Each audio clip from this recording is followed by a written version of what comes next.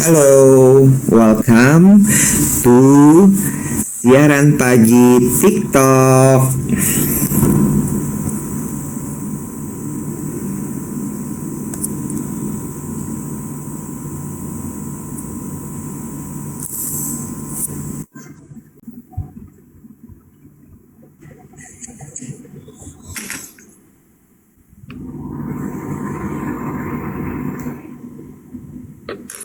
Hai.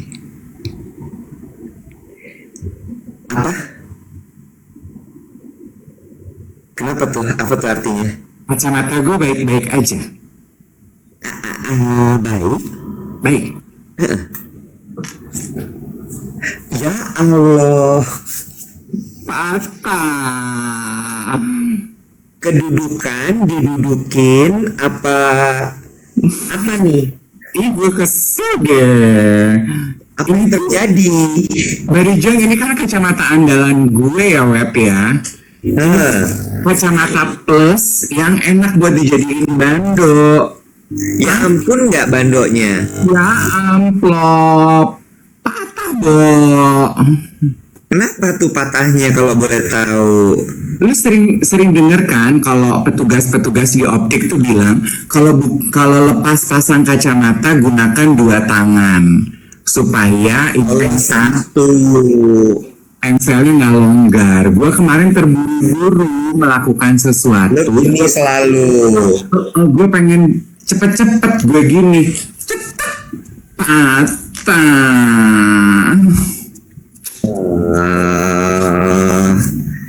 Iya, tapi masih bisa dipakai kan?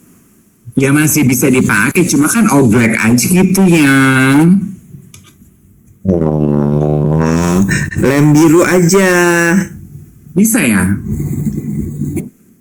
Lem biru tahu nggak apa? Apa sih lem biru? Lempar beli baru. Ya ampun, lem biru lempar beli baru. Ntar gue mau cari penggantinya di Blok M Square. Gue kemarin udah lihat tuh, dia juga ada tuh yang bulat-bulat gini. Padahal gemes kan model ini, ya gitu deh. Beli di mana sih itu tadinya? Beli di Korea, beli di pasar di Korea. Beli di pasar di Korea. Ya udah, yang ada di Korea atau yang mau ke Korea, mau pulang dari Korea tuh, Dave titip nanti diganti. Ya aku nggak usah repot-repot ya. Di Blok M Square ada. Bener banget. Yang mahal tuh lensanya bukan frame-nya, iya. Jadi nanti gue akan mensiasati, gue akan cari kacamata serupa sehingga gue nggak perlu beli lensanya, you know. Blok M Square Pak Muhsin tuh di lantai berapa? Apa nama tokonya ya? Itu langganan lo Pak Muksin. Nggak ada yang komentar katanya Pak Muhsin di Blok M Square asik. Oh, frame 200.000, lensa 400.000. Frame 200.000, lensa kalau progresif 7 juta. Enggak, progresif 7 juta. Progresif dari mana? Lensa progresif itu, lu mah makanya jangan di endorse mulu, beli. Gue sesekali beli. Kalau di optik-optik tuh mahal banget, Bo. Nggak nyampe 7 juta, Web. Kemarin ada gue beli progresif 1,7 udah dapet. Minus sama plus. Ini namanya progresif. Iya, ya kan nanya dulu. Ntar lu pikir kacamata lensa positif biasa plus. Enggak, sekarang tuh udah macam-macam. Kan 1,7. Ada yang lokal, gue nanya ini merek apa? Kan ada yang merek Essilor, merek ini, merek itu.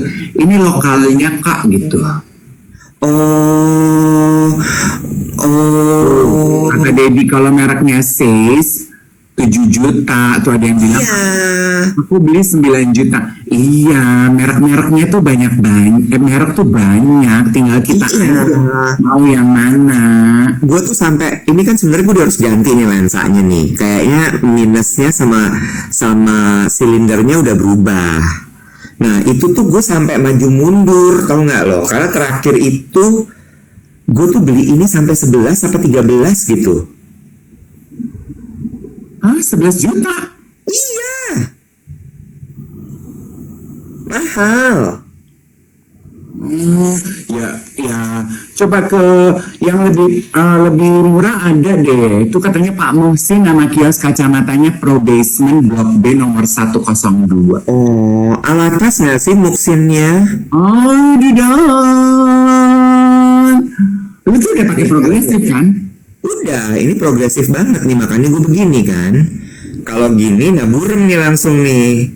Nah, gini clear, burem, jelas. Makanya gue tuh Jelas. senangnya kalau conducting online session, gue pakainya yang plus aja. Jadi kan kita bisa lihat deket. Layar, screen. Iya. Cangkir baru nih. Enggak, ini yang dari Mrs. Potter Bali. Oh iya, yang punya gue yang bentuknya kayak badan gue ya. Tapi kamu banyak yang puji katanya sekarang udah kurusan loh. Alhamdulillah. Alhamdulillah. Gue lihat lo hari Minggu juga pergi ke gym deh. Iya, gue tuh soalnya kemarin ya gue si Ambi ini ya Allah, gue tuh rapel PR, Bo. Apa tuh? Jadi kan gue dikasih PR sama Reza, pipi gue di FFBP. Dia bilang gini, Mas, Januari udah mulai lari ya, seminggu 2 kali gitu. Terus oke, menunya kayak gimana, Res? Coba balikin pace aja dulu, jaraknya jangan terlalu jauh, 5 kilo dulu, Mas. Oke, pace-nya 7 ya? Iya, oke, 7 lah. Jadi kemarin gue lari pagi di SCBD, lari 5 kilo dengan pace 7. Ternyata gue kemarin tuh tidurnya enak, terus abis itu gue konsentrasi penuh, gue dapet 6.30 pace-nya. Oh, good dong. Good banget. 1 kilo 6 menit 30 detik. Terus abis itu udah pakai bikin konten loh. Oh, jadi sambil kadang-kadang melan gitu. Jadi kalau misalnya nggak sampai bikin konten tuh gue fokus bisa lebih cepet tuh. Terus udah gitu PR berikutnya adalah seminggu kan 2 kali gue harus gym kan. Minggu kemarin gue nggak sempet gym, baru 1 kali. Jadi gue bilang, Reza hari Minggu kosong nggak? Kosong, Mas. Ya udah, gue booking ya session gitu. Jadi gue kemarin abis lari gue olahraga gym. Gila.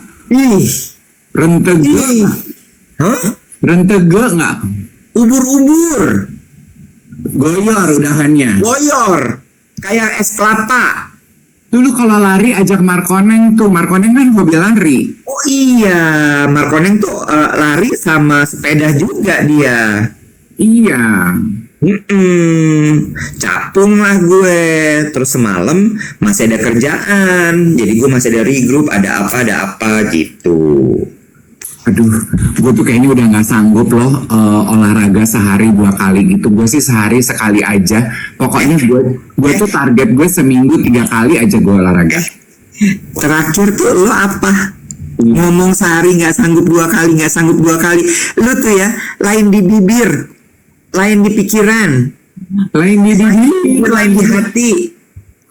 Iya, justru karena gue pernah punya pengalaman itu, terus akhirnya gue menyadari, oh, I don't think I have the energy to do it. Walaupun sesi keduanya gue yoga doang ya, kayaknya, aduh, I cannot. Kemarin itu pas gue sesi kedua yang gymnya, latihan weightliftingnya, mantep, bisa semuanya. Reza bilang, tambah ya bebannya, Mas, tambah, masih bisa gue angkat, pulang. Saat itu kan lu masih kuat begitu sampai di rumah. Benar. Asupan protein jangan sampai kurang, Iwet. Nah, gue lagi mau mulai, doain ya, semoga gue bisa komit dan konsisten. Gue mau ngurangin nasi 2 kali sehari, 2 kali seminggu. Kata Reza, 2 kali dulu aja, Mas, kalau nggak kuat. Tapi yang jelas nasinya dikurangin. Oke, Res. Tadi malam gue udah tuh sama protein kan, dia bilang protein ya, Mas ya. Iya. Jadi tadi malam itu gue dinernya adalah kentang, gue potong, gue air fryer. Enak. Kayak roast potato. Ya kan, kentang gue potong, terus gue air fryer sama wortel. Wortel juga gue potong-potong, gue air fryer bareng sama kentangnya. Oh, konsultasi sama Tom. Jadi dia bisa ngitungin protein lu tuh lu butuh berapa sekali makan. Apa namanya tadi? Fajar Internasional. Kenapa gue Fajar Nusantara? Wah, lu mungkin kurang magnesium. Magnesium juga gak bikin orang jadi konsen, Giling. Oh, Fajar Internasional. Di lantai berapa? Dia cuma satu lantai, Ayang. Melawai Di gedung sendiri. Melawai Plaza bukan sih? Dia di seberangnya. Nah, gue nggak tahu di mananya. Pokoknya lu Google aja dia di Melawai di gedung sendiri. Mulai emosi. Tenang aja, tenang. Cuman bilang, lu ke Blok M, cari dekat apa? Melawai kah? Dekat apa? Dekat Melawai. Dekat Melawai toko emas. Iya, di seberangnya. Ayam goreng Rahmat. Nggak tahu. Satu kompleks. Gini, di dalam kompleks Blok M itu. Aduh, capek ya. Bukan, di seberangnya. Oh, deretannya KFC berarti. Iya. Gitu dong, clear. Ayam goreng Berkat. Deretannya bakmi GM situ. Iya. Oh, ya udah nanti gue cari Fajar Nusantara ya. Dan make sure lu cobain nasi Hainamnya. Aduh, wet. Kayaknya buat gue the best nasi Hainam yang pernah gue icipin. Gue suka karena spicesnya tuh terasa. Oh, Fajar Nusantara ya. Internasional, Tuhan Yesus ampun. Emosi banget pagi-pagi. Dapur Dewi nggak ada di GoFood sayang. Dapur Dewi harus lewat Instagram PO. Emosi juga sampai pakai catwalk internasional. Gimana sih lo? Fokus apa enggak? Tapi gue mau nanya ini. Kemarin ada geng duet ngirimin konten ke gue. Lo kalau nge-gym, apakah lo semakin banyak melihat orang yang sambil nge-gym bawa-bawa tripod?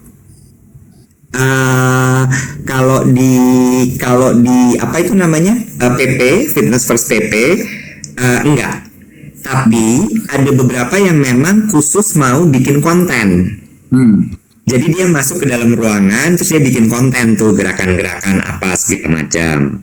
Tapi yang gue ngeh adalah makin banyak yang ketika nge-gym diambilin video sama PT-nya. Itu iya, termasuk gue. Dan sekarang kayaknya PT-PT itu udah pada belajar tuh cara ngambil video, cara pada ngambil foto gitu. Kenapa emangnya lo nanya gitu? Jadi ada yang kirimin konten, kayaknya dia seorang fitness influencer gitu, dia bikin konten, terus dia bilang, aduh, komentarnya tuh yang pada berkomentar tuh membahas, kayaknya dia merasa terganggu gitu, kok sekarang gym jadi tempat bikin konten. Terus di kolom komentarnya gini, iya area deadlift, area free weight gitu, kalau udah sampai ke malam tuh mereka suka, ruang gerak mereka tuh suka terganggu dengan postingan tripod dari beberapa member. Ya. Terus terus gue tuh juga memang sih, gue kalau ngeliatin konten anak-anak gym gitu ya, gue tuh suka bertanya dalam hati, ini siapa ya yang ngambilin gambar gitu ya. Terus kan kalau gue saksikan video lengkapnya gitu ya, oh ada bocoran gambar di kaca gitu, oh kemana-mana mereka bawa tripod sendiri ya. Di tempat pilates gue juga disiapin tripod karena mereka kayak tahu ya, karena mereka kayak tahu ya orang seneng kan bikin konten gitu, jadi difasilitasi lah. Tapi karena di tempat pilates gue di Cardea itu tempatnya kecil, tempatnya homey gitu ya, jadi masing-masing member tuh tahu diri gitu. Kalau kita mau ngambil gambar, taruh tripod, kalau menghalangi orang latihan, ya kita ngambil gambarnya nanti gitu. Nah di kolom komentar tuh banyak yang berkeluh kesah, udah mulai mengganggu orang-orang yang katanya positioning tripodnya itu menghalangi keleluasaan member. Tapi gue setuju sama lo, zaman sekarang orang tuh kan kayaknya konten olahraga juga mereka pengen bagikan ya di sosial media dia. Dan gue kayak impartial tuh gitu, gue kayak gimana ya pendapat gue? Gue bisa mengerti kalau lo terganggu dengan orang yang tripodnya standby sehingga mengganggu ruang gerak lo. Ya, I can tolerate that.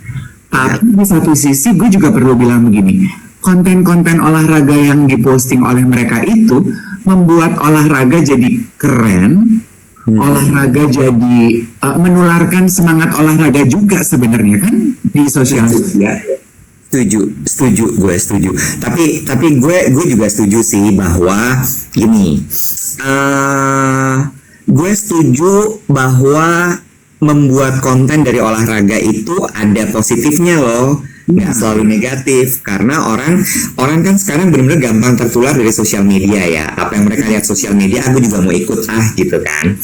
Nah, sehingga gaya hidup sehat, aktif, bergerak itu menjadi kalau bahasanya Malcolm Gladwell tuh epidemic. Kan gue lagi baca bukunya ya. Nah, cuma gue juga setuju bahwa terkadang ketika konten creator itu pada bikin konten itu agak mengganggu, apalagi kalau tempatnya kecil, sehingga mereka jadi tidak leluasa untuk bergerak, karena kan lo berbagi alat kalau di gym. Lain kalau itu gymnya punya lo sendiri ya. Itu satu. Yang kedua, ada lo orang yang merasa tidak nyaman wajahnya muncul di konten sosial media lo. Sehingga seyogianya, satu, tunggu sampai kosong baru lo bikin. Atau kalau sampai terekam ada orang di background, di blur mukanya. Ya, itu gue kalau ngedit gitu tuh gue perhatiin, wah yang ini mukanya kelihatan, gue majuin editannya supaya orang itu nggak kelihatan, atau dia lagi ngadep belakang gitu. Karena gue nggak yakin semua orang mau tuh kelihatan mukanya di konten gue gitu. Itu yang kedua. Lalu kemudian udah dua aja. Jadi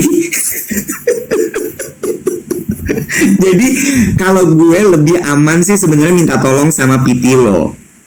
Ya, tapi kan kalau dia latihan nggak pakai PT, nah ini tipsnya. Kalau misalnya nih, gue kan juga nggak tiap hari pakai PT ya. Kadang-kadang gue pingin bikin konten juga gitu. Yang gue lakukan adalah gue bisa minta tolong sama misalnya cleaning service, gitu.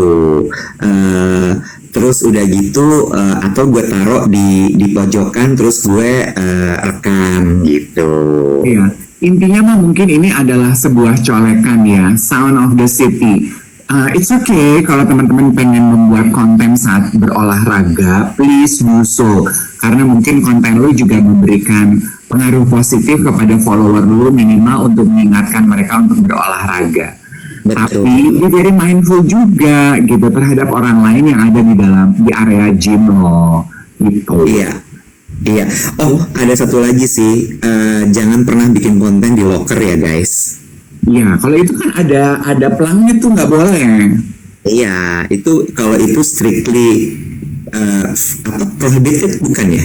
Iya, dilarang. Iya, benar-benar nggak boleh. Kenapa? Karena itu privacy loh. Kalau ada orang lagi buka baju segala macem, kan nggak enak nanti orangnya kesian. Sebenarnya menyalain AC dulu. Iya.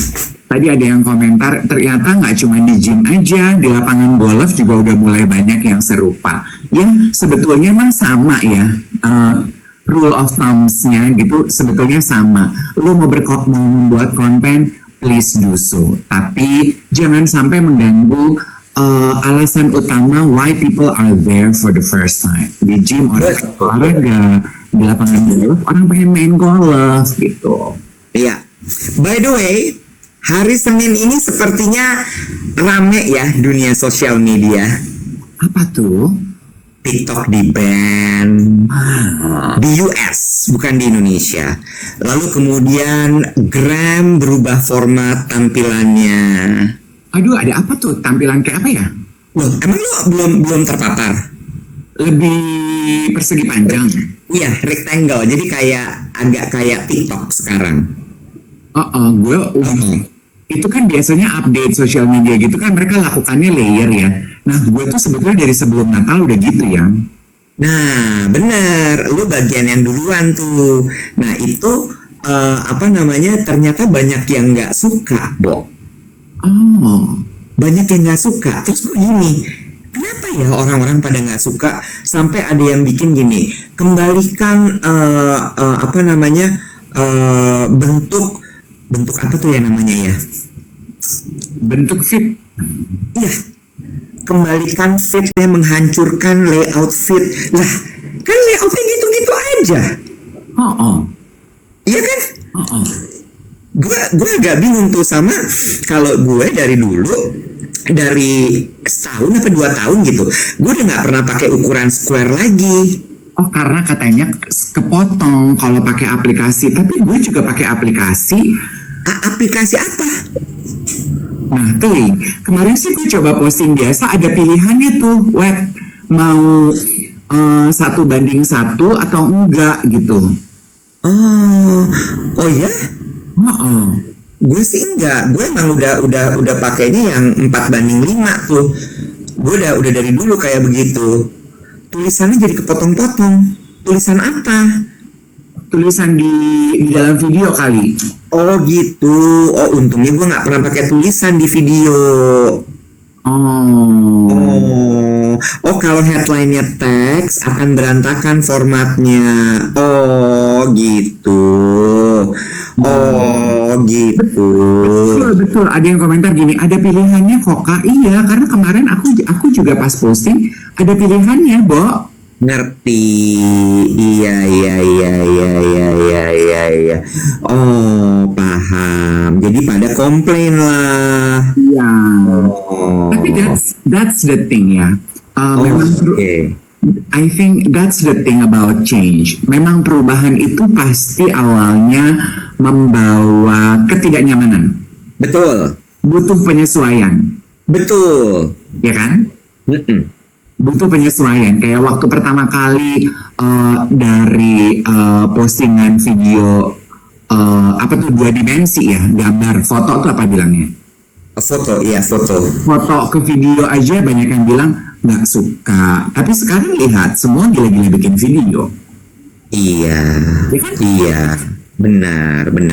Ini ada yang ngasih tahu lagi bahwa TikTok itu di ban cuma 12 jam di Amerika.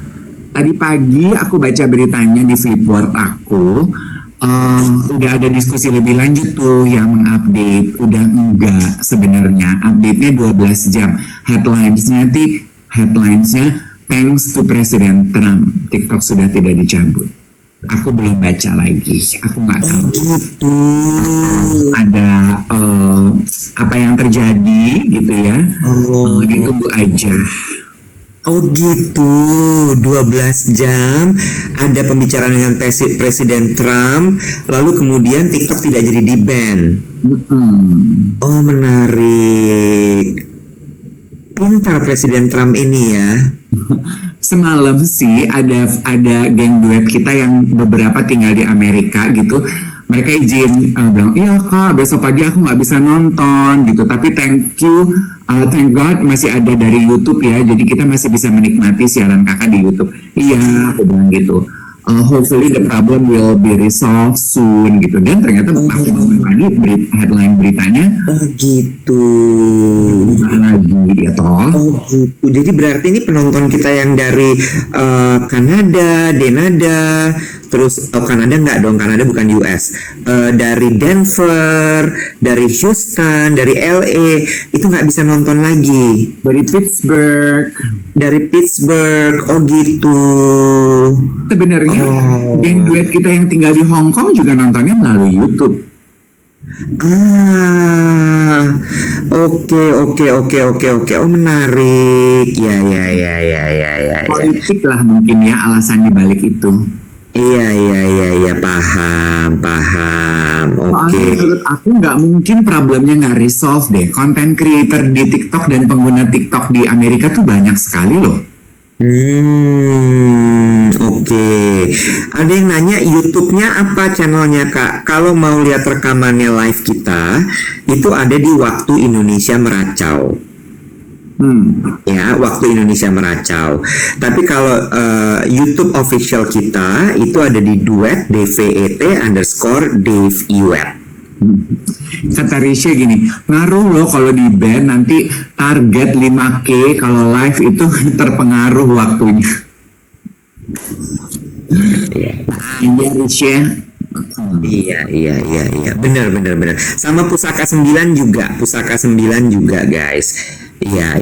Cuma kalau gua kan ini ya, apa namanya, pusaka 9 tuh bentuknya ya udah nih screen begini langsung diupload. Sementara kalau waktu Indonesia Meracau tuh menurut gue lebih effort gitu. Jadi dia layout dulu, jadi nanti videonya horizontal, terus komentarnya di sebelah kanan gitu. Nah itu gue lebih suka, makanya gue selalu rekomendasi ini yang waktu Indonesia Meracau. Iya, lebih menarik secara visual lah ya. Betul. Ya, you have a choice. You have a preference. Gitu. Gue suka tadi pagi, gue menikmati sekali konten dari BBC Indonesia. Soal apa tuh? Kan beberapa waktu lalu geng duet kita berkeluh kesah ya, Kak, aku kena layoff deh, sedih deh gitu ya. Dan terus kan juga jadi banyak tuh di kolom komentar yang bilang, iya Kak gitu, aku juga kena layoff. Terus kita kan memberikan encouragement gitu ya. Terus kan kita juga sempat membahas, aduh situasi ekonomi kayak apa sih sebenarnya ke depannya. Nah, kontennya BBC Indonesia ini I have to give credit karena sangat berimbang dan penyajiannya matang sekali. Oh ya, apa yang dibahas sama dia? Jadi dia membahas awalnya they address the issue yang jadi problem, layoff banyak terjadi tidak hanya di Indonesia tapi di semua penjuru dunia. Terus alurnya dia ceritain ramalannya 5 tahun ke depan hal ini masih akan terus terjadi. Ya. Terus dia membahas penyebabnya apa. Penyebabnya adalah otomatisasi dari teknologi. Lanjut. Terus dia bahas apa aja sih pekerjaan yang terkena imbas otomatisasi itu, dia list down tuh. Terus dia juga memberikan penyeimbang web. Tapi sebetulnya dengan perkembangan teknologi, betul akan ada pekerjaan yang sudah tidak dibutuhkan. Tapi akan muncul pekerjaan-pekerjaan baru yang membutuhkan lapangan pekerjaan. And the good news is, pekerjaan baru itu lebih banyak sebetulnya web daripada pekerjaan yang sudah tergulir dan teranulir oleh otomatisasi teknologi. Contohnya apa sih? Kan asik ya gitu. Contohnya, lihat deh di kontennya tadi gue kayaknya beberapa tuh ada, terus dia bilang gini, skill-skill yang diketawain, nanya terus diketawain gitu tuh gak enak deh.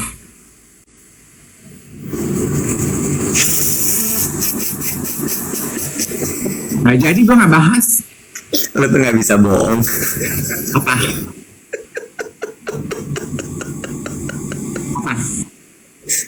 Gak ada. Apa? Prompt engineering, dia bilang. Prompt. Apa lagi? Oke. Enggak, gue mau nanggepin lo ya. Oh ya.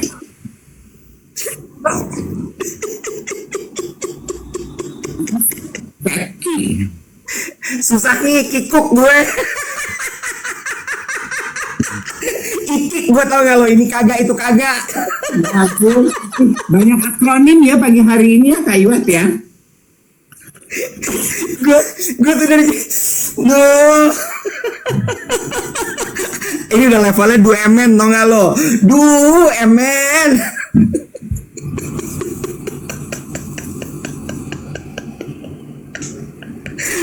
Gak bisa lo tuh.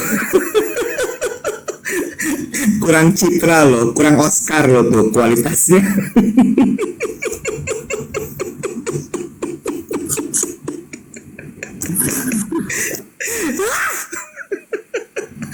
Ada aja sih urusan lo.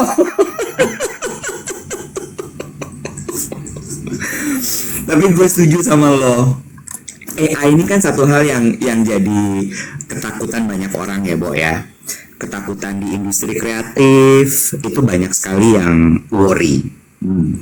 Sampai-sampai ya ada satu akun Instagram, gue tuh baru ceritain kemarin.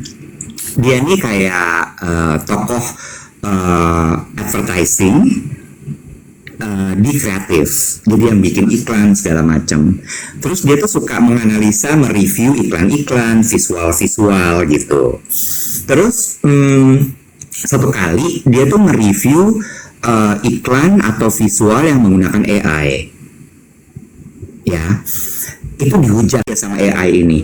Kenapa ada kalimat seperti itu berpihak? Karena memang si orang-orang di industri kreatif ini somehow agak merasa kayak terintimidasi, insecure dengan AI ini.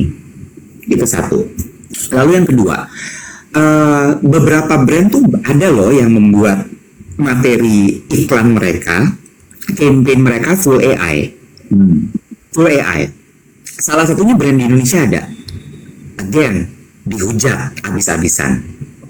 Ya, gue nggak tahu apakah diorkestrasi atau tidak, tapi pokoknya bilang bahwa wah ini iklan ini tidak menggunakan tenaga manusia, full AI apa segala macam, bla bla bla bla bla, gitu ya. Bahkan di industri pun itu diperbincangkan nih masalah AI ini. Apakah mereka akan menghilangkan tenaga-tenaga spesialis yang berhubungan dengan craftsmanship tangan gitu ya, gambar, editing atau apa segala macam. Terus banyak juga yang merasa bahwa ya narasinya macam-macam deh. Ada yang bilang tidak ada sentuhan manusianya, kerasa mesinnya dan lain sebagainya. Tapi menurut gue balik lagi ini semua berhubungan sama insecurity-nya. Ya, nggak cuma di industri kreatif loh. Lo tahu nggak AI itu juga sekarang bisa bikin laporan keuangan? Iya kan? Sehingga banyak tuh akhirnya makin banyak orang-orang yang merasa terintimidasi, merasa tidak secure posisinya karena mereka merasa bisa digantikan oleh AI. Tapi menurut gue, Dave, bener yang tadi dibilang sama si CNBC itu bahwa jangan jadikan mereka justru sebagai saingan. Jangan jadikan mereka sebagai sumber insecurity loh. Balik lagi, teknologi itu harus dikuasai oleh manusia, bukan teknologi menguasai manusia. Sehingga lo itu harus belajar prompting. Karena AI itu harus dikerjain pakai prompt loh. Lo harus bisa nge-prompt yang bagus supaya AI-nya jadi. Kalau nge-prompt tuh bahasa Indonesianya apa lagi? Prompting lo nggak benar, ya nggak berhasil juga. Iya. Dan apa tuh ya, digital prompting ya kalau nggak salah dia menyebutnya. Itu tuh hanya satu dari sekian pekerjaan baru yang akan muncul. Benar. Ada beberapa, Bo. Ada beberapa. Iya. Jadi, nah, yang gue suka dari kontennya BBC Indonesia ini adalah mereka membahas mengenai apa yang terjadi, tapi juga memberikan solusi dan pemberitaannya berimbang gitu loh, Web. Dia bilang, iya banyak yang di PHK karena ini. Yes, tapi akan ada banyak pekerjaan baru yang juga bermunculan karena perkembangan teknologi. Dan yang minus sama yang plus itu banyakan yang plus gitu. Jadi tenang aja, just kontrol apa yang bisa kita kontrol, yaitu diri kita sendiri. Perbaharui skill lo, terus dia juga membahas skill-skill yang masih tetap dibutuhkan. Kayak itu, salah satunya adalah kemampuan bercerita. True. Lo harus tahu kemarin tuh salah satu tim gue, Andika, itu selama dia during masa-masa work from home segala macem, dia kalau misalnya lagi diem tuh nggak ngapain? Ngulik prompting. Dan dia latihan kan dia basicnya desain komunikasi, dia itu desain produk malah kalau gue nggak salah. Terus dia belajar prompting gitu, jadi gambar, prompting jadi deck, prompting jadi apa. Terus gue gini, wah gokil juga ya. Sampai satu kali terakhir gue meeting sama dia, gue gini, anak ini kok jago banget bisa bikin begini, prompting. Gue sampai kayak wow, amazing. Abis itu tapi tetap harus diedit lagi, harus disesuaikan lagi gitu. Tapi nggak banyak penyesuaiannya, and it's faster. Iya. Nah, itu yang Andika tadi namanya ya. Dika. Dika, yang dilakukan Dika itu, gue suka tuh dengan mental dan juga apa yang ia kerjakan gitu. Persisnya dengan khotbah dari pastor kita di GPCC hari Minggu kemarin, your habit will determine your future. Terus Jadi habit lo apa? Nah kayak si Dika gini, dia lagi banyak waktu luang, lagi work from home. Instead of dia cuman bengong-bengong menatap langit dan hitung debu, dia belajar something gitu. Yang dia lakukan mungkin ketika dia mengerjakan itu belum ada gunanya, Bo. Tapi actually habitnya dia yang selalu ngulik, tidak pernah berpuas diri, belajar ilmu baru, ya, itu yang akan secure his future. true. Sama menurut gua pekerjaan-pekerjaan yang berhubungan sama human relation tuh masih tetap akan tidak tergantikan oleh AI. Susah digantikan sama AI. Contoh tuh kayak misalnya account eksekutif. Itu menurut gue belum bisa pakai AI kecuali pekerjaan administratifnya ya. Tapi kan ada pekerjaan account eksekutif yang berhubungan sama human relation, client servicing, lalu kemudian taking taking brief, diskusi.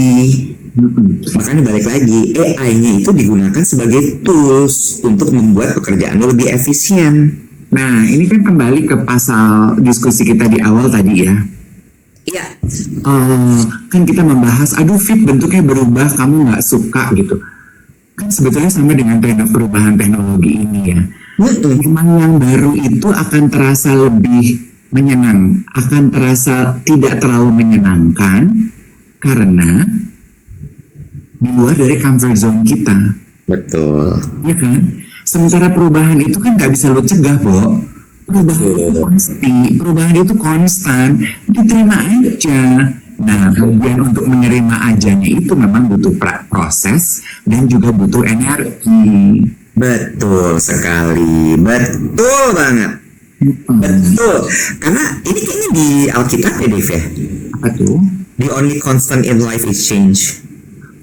I don't know ya, pengetahuan Alkitab aku tuh minim. Tapi kayaknya dimanapun itu semua dibahas di dalam semua buku motivasi tuh gak ada yang sama bawa dalam hidup, Bo. Iya, gue ganti deh kalau gitu live sama pendeta Jose Carol aja. Ya bisa, kayak dia punya waktu aja buat ngeladenin lo.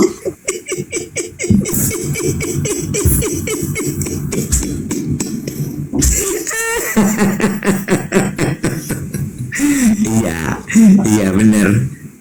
Kayak gini ya gitu kan, gue juga melihat gitu ya, banyak sekali sekarang game web nih yang pada kirim DM gitu ya. Kalau sekarang banyak loh gitu kreator-kreator yang juga live bikin talk show gitu. Terus kayak gini, oh ini bagus dong, gue bilang gitu. Itu kan juga adalah memeluk perubahan ya web ya. Kalau biasanya mungkin lo selama ini live lo hanya untuk ringan dan lucu, sekarang lo memilih untuk menggunakan sosial media lo untuk live yang mengasah keterampilan lo, memberikan inspirasi, which is a good thing, right? Nggak selalu teknologi itu minus gitu. Tergantung lo nya aja kalau lo mau pakainya sebagai sesuatu yang gimana. Setuju, gue setuju sama lo. Ya tergantung ya, balik lagi. Ini gue mengutip kata-katanya Goof, Sarah Tobing sama Ian Hugan di duet sama mereka. Ya, kan dia bilang, kan lo nanya kan, apa yang menurut lo membedakan lo dengan apple in the basket? Itu pertanyaan lo kan. Gue suka banget jawabannya Goof ya kalau nggak salah. Point of view. Iya.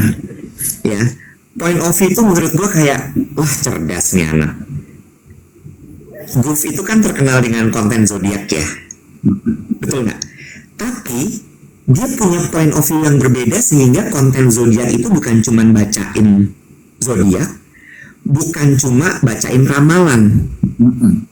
Kan yang dilakukan orang selalu gitu ya, oh kalau konten zodiak tuh bacain aja ramalan, zodiak Leo begini, zodiak Virgo begitu, Aquarius begini, itu begitu. Enggak, kalau dia enggak, dia puter tuh, dia ambil dari angle lain, nge-roasting.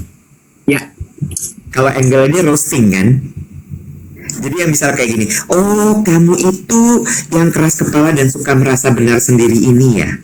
Dan kamu itu yang sudah merasa bahwa dari lahir adalah leader ya. Bos kamu tuh, bos Leo. Itu caranya gue. Dan menurut gue pas dia ngomong gitu gue gini, gila, keren banget nih anak. Hal itu adalah point of view. Ya, Membuat lo unik itu point of view. Makanya gue suka bingung kalau ada brand mau tap in, lo udah tap in ke kreator A yang memang point of view-nya A, tapi lo memaksa dia untuk masuk ke dalam point of view lo. Lalu ngapain bayar mahal point of view A? betul. Maksudnya Bisa jadi. itu point of view. Dan itu juga yang gue pelajari waktu gue belajar interviewing gitu ya, yang di donder sama guru gue adalah, oke, yang kamu tanyain itu pernah ditanyain sama orang lain. Yang kamu pengen tahu dari sudut pandang kamu apa? Itu dong yang digali. Karena orang bisa nanya A sampai Z, semua udah nanya itu. Yang kamu pengen tahu apa? Ya, setuju gue, setuju. So, latih point of view baik-baik, bener-bener di dalemin point of view itu, dan point of view ini, nih gongnya nih, berhubungan sama mengenal diri sendiri. Yes, dan buat aku ya Iwet ya, salah satu cara yang memperkaya point of view gue di dalam berpikir adalah baca buku. True! Baca buku, literasi. Karena buku itu penulisnya menulis untaian kata, rangkaian ceritanya, tapi dia tidak mendoktrin kita. Lo harus pemahamannya begini, melihatnya dari sisi sini. Lo bisa ganti-ganti point of view lo, dari depan, dari samping, dari belakang, dari atas.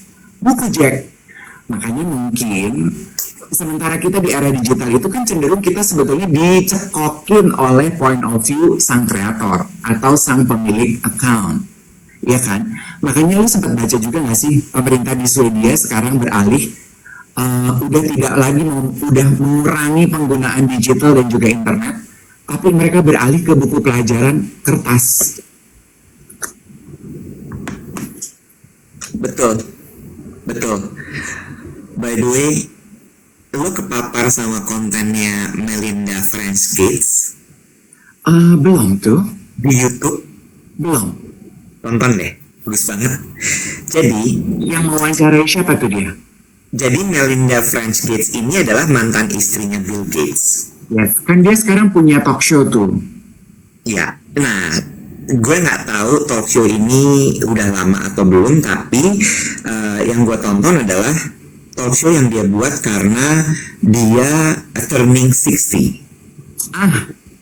Jadi dia menginterview perempuan-perempuan dari berbagai macam profesi dan dari berbagai macam usia, tapi yang memang ngomonginnya tuh kayak udah perempuan matang lah.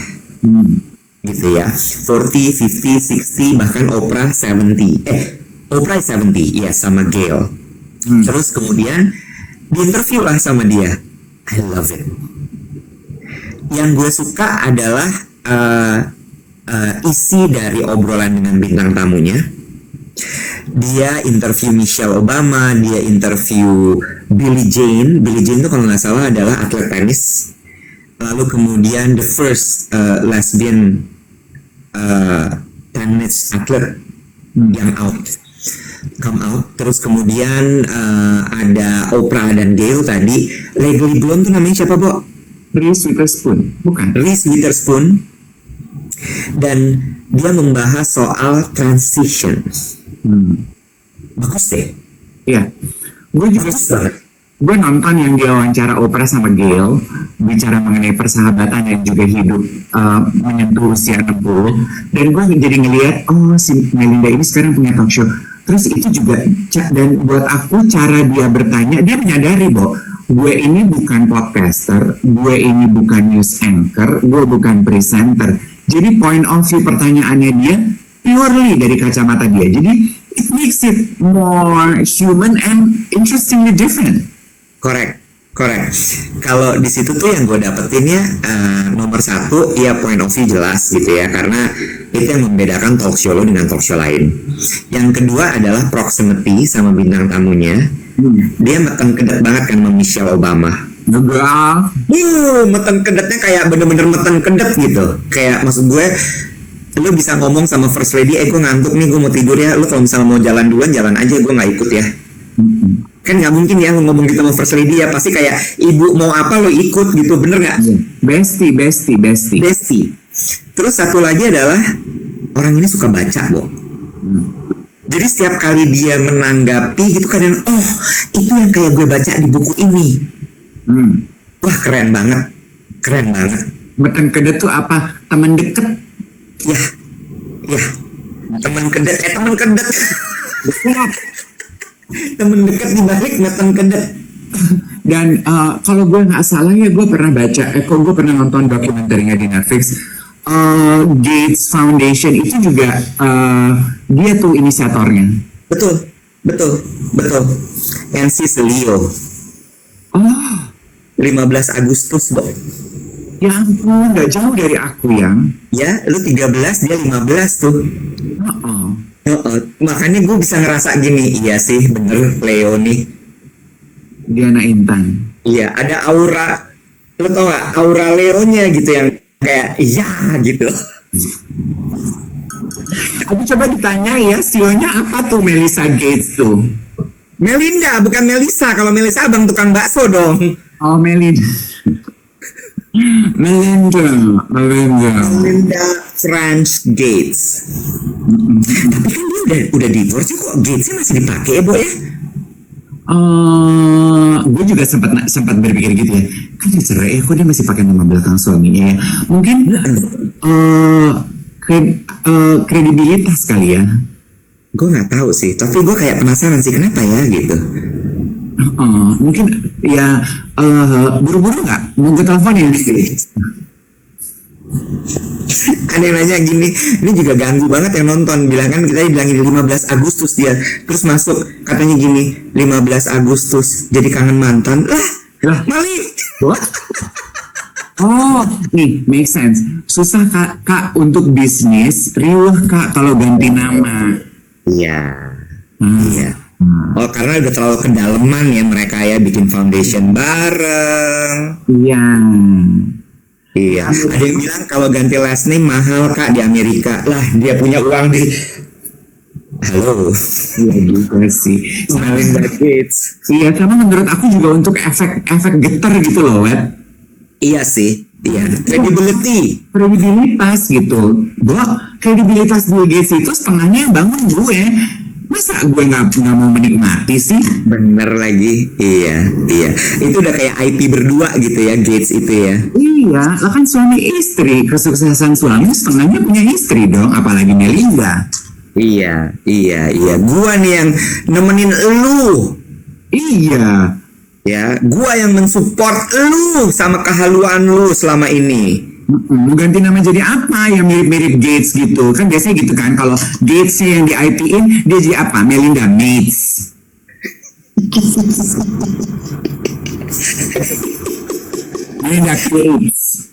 Melinda AIDS. Apa sih? Bener. Iya juga. Bener, tapi bagus deh. Lo nonton deh. Gue dan interviewnya pendek-pendek gitu, Bo. 30 menit, 35 menit gitu. Jadi gue kayak, yang Reese Witherspoon bagus banget sih. Iya, kalau gue nggak salah tuh gue sempet tahu ya, itu juga ada alasan tuh kenapa dia kalau interview pendek-pendek. Siapa? Melinda Gates. Kenapa? Lu DM dia, lu tanya. Kalau nggak salah Oprah nanya atau siapa gitu komentar, terus dia bilang ini, ya kan gue tuh menyadari kemampuan gue gitu, dan buat gue segitu tuh udah cukup untuk probing bintang tamu. Itu it's to the best of my ability. Segitu udah cukup. Gue nggak mau berpanjang-panjang terus akhirnya jadi dragging. Smart kan? Betul, bagus, setuju, bener. Yang Reese Witherspoon gue suka. Iya, dan kalau di Amerika ya, mungkin karena mereka tuh terbiasa dilatih untuk memiliki point of view yang berbeda ya, dan keberbedaan itu dirayakan gitu ya, being celebrated. Makanya lo lihat kan sekarang banyak banget interviewer atau talk show yang punya talk show yang bukan presenter.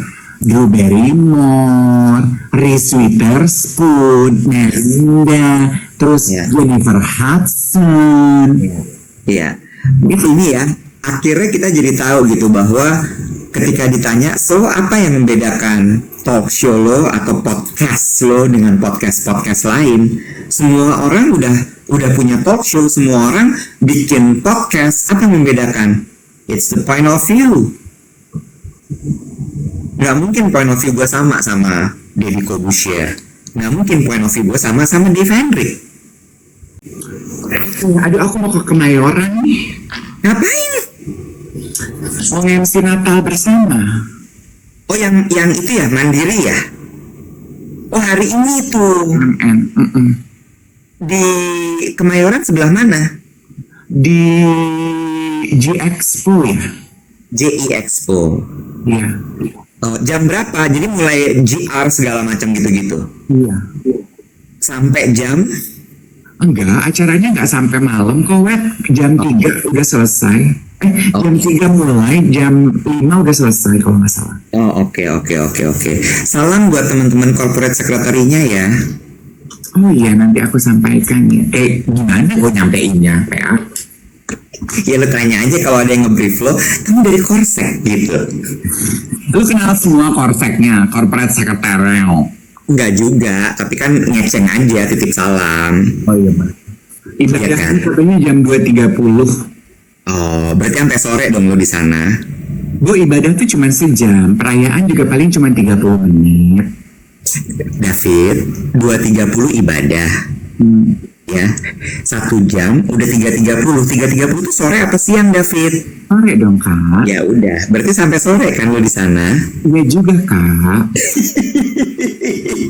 Pikiran gue kalau sore itu di jam 6 gitu, Cin. Itu malam dong. Iya juga sih, Kak.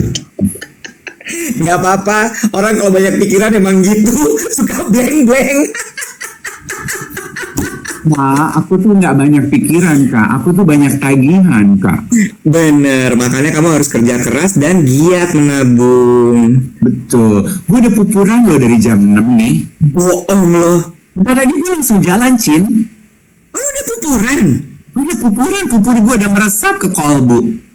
Pantesan, muka lu tuh, apa tuh namanya istilahnya? Aduh lupa lagi gue. Love. Bukan, pulen. Bulan.